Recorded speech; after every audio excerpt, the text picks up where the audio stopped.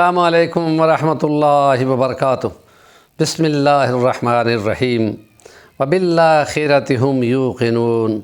وقال اللہ تعالی فی کلامہ المجید والفرقان الحمید ثم لتسألن یومئذ عن النعیم۔ صدق اللہ العظیم۔ رب اشرح لی صدری ویسر لی امری واحلل عقدۃ من لسانی یفقہوا قولی۔ ایمان مفصل میں ہم آخرت کو بیان کر رہے ہیں، اور قرآن میں فرمایا کہ آخرت کو وہ یقین رکھتے ہیں کہ وہ آنی ہے، اور اس کا پہلا مرحلہ بندے کی موت ہے یا پورے زمانے کی موت ہے۔ بندے کی موت کا بھی پتہ نہیں ہے اور قیامت کے دن کی وقوع کا بھی پتہ نہیں ہے۔ مسافر کی طرح ہے کہ جو تھوڑی سی دیر کسی جھاڑی کے نیچے سستاتا ہے، پھر آگے منزل کی طرف چل پڑتا ہے۔ قرآن کی روح سے یہ زندگی امتحان ہے، اور اس امتحان کا ایک رزلٹ آنا ہے، یا اس میں فیل ہونا ہے یا اس میں پاس ہونا ہے۔ اور وہ ایک آیت پڑھی ہے ہم نے کہ ضرور تم سے اللہ کی نعمتوں کے بارے میں سوال ہوگا، اور ہم یہ پڑھ چکے ہیں کہ اللہ سے ملاقات بھی ہونی ہے، یہ ذہن میں یقین بنا لو۔ تو اللہ اپنی نعمتوں کے بارے میں ضرور سوال کرے گا۔ حدیث پاک میں نبی پاک پہ قرآن اترا ہے تو انہوں نے اس کی تشریح کلام کی ہے، خدا کے کلام کی، قرآن کی تعلیم دی ہے، اور اس میں آپ نے فرمایا کہ محشر کے میدان میں بندے جب تک ان 5 سوالوں کے جواب نہ دیں گے اس وقت تک ان کے قدم جگہ سے ہل نہیں سکیں گے۔ اور پہلا اس میں سوال ہوگا زندگی کا، کہ ہم نے تم کو زندگی دی تھی، نیک اعمال کیے، ایمان بنایا، عمل کیے، عبادات کی، یا اس کو قیمتی نہ سمجھ کر ضائع کیا۔ اور ایسے بھی ہیں کہ جنہوں نے اللہ کی راہ میں ساری زندگی جہاد پہ گزاری، اور ایسے بھی ہیں جنہوں نے اس کے مقابلہ کرنے میں ابو لہب کی طرح، ابو جہل کی طرح ساری زندگی ضائع کر دی۔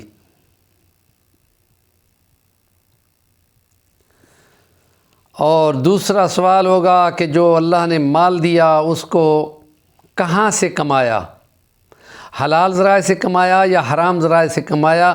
اور حضور نے فرما دیا تھا کہ آخرت کے زمانے کے قریب میں لوگ حرام اور حلال سارا اکٹھا کریں گے، اس میں حلال کی شرط ان کے لیے نہیں اہم ہوگی، لیکن اس کا نقصان یہ ہوگا کہ حرام کی تھوڑی سی کمائی بھی ملی ہوگی تو کوئی عبادت، نماز، روزہ، کوئی شے قبول نہیں ہوگی۔ اور اگر حلال سے کمائیں گے تو حساب پھر بھی دینا پڑے گا، چاہے کہ وہ حضرت عثمان غنی کی طرح بہت زیادہ مالدار ہوں، یا کچھ اور اصحاب نبی جن کی میراث کروڑوں میں تقسیم ہوئی تھی، ان سے بھی سوال ہوگا کہ جو کمایا اس کا حساب دو۔ اور اگر کسی نے حرام کمایا ہوگا تو پھر اس پہ مواخذہ ہوگا، کہاں خرچ کیا ہوگا، یہ تیسرا سوال ہوگا۔ اور اس مال کو اگر دین کے کاموں پہ، جائز کاموں پہ خرچ کیا ہوگا تو اس پہ ان کو ممکن ہے بہت شاباش ملی ہو۔ نبی پاک نے حضرت عثمان غنی کو غزوہ تبوک پہ ہزاروں دینار کی تھیلی دی تو حضور پاک خوش ہو گئے کہ اے عثمان، اب جو تو کرتا رہے، تمہیں یہ عمل، آج کا عمل انفاق فی سبیل اللہ کا تمہیں درجے دلا گیا ہے، کوئی تمہیں اس سے محروم نہیں کر سکتا۔ اور اگر مال کو غلط خرچ کیا گیا ہو، اگر مسلمانوں کا عظیم سپہ سالار ہو خالد بن ولید، اور عمر فاروق کے زمانے میں اس نے ایک شاعر کو خوش ہو کر 80,000 درہم دے دیے ہوں، تو حضرت عمر فاروق نے ان کو معطل کر دیا کہ تم نے فضول خرچی کیوں کی، کیونکہ تمہارا منصب اور سٹیٹس بہت اونچا تھا، تم نے غلط کیا۔ اور پھر یہ سوال ہوگا کہ جو علم تم نے حاصل کیا اس پہ کتنا عمل کیا۔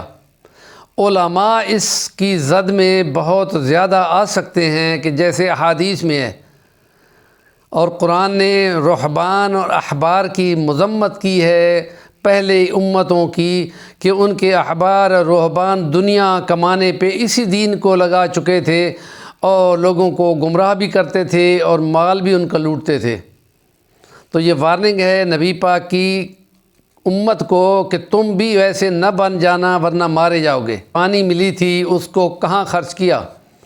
اور یہ جوانی ہی کا دور ہوتا ہے جو بہت طاقتور اور قیمتی ہوتا ہے، خدا کا مطالبہ ہوگا کہ اس کو کہاں لگایا؟ دین کی طلب میں، جہاد کی کوشش میں، اپنے مال کو، اپنی اولاد کو پالنے میں، نیکی کے کاموں میں، یا فضولیات میں، لغویات میں؟ یہ بہت اہم ہے۔ اور اس لیے خدا سورۃ مومنون کی آخری آیت میں فرماتا ہے افحسبتم انما خلقناکم عبثا وانکم الینا لا ترجعون، کیا تم نے یہ گمان کر رکھا تھا کہ تمہیں ہم نے بیکار پیدا کر دیا ہے اور تم نے ہماری طرف لوٹ کے نہیں آنا؟ اور ہماری طرف لوٹ کے آنے کے بارے میں خدا کا قرآن کئی دفعہ کہہ چکا ہے کہ ہم تم کو خبریں دیں گے جو تم عمل کیا کرتے تھے۔ ہمارے چینل کا نام ہے صفی البانی، ضرور سبسکرائب کریں، کام کی بات کا کمنٹ دیا کریں۔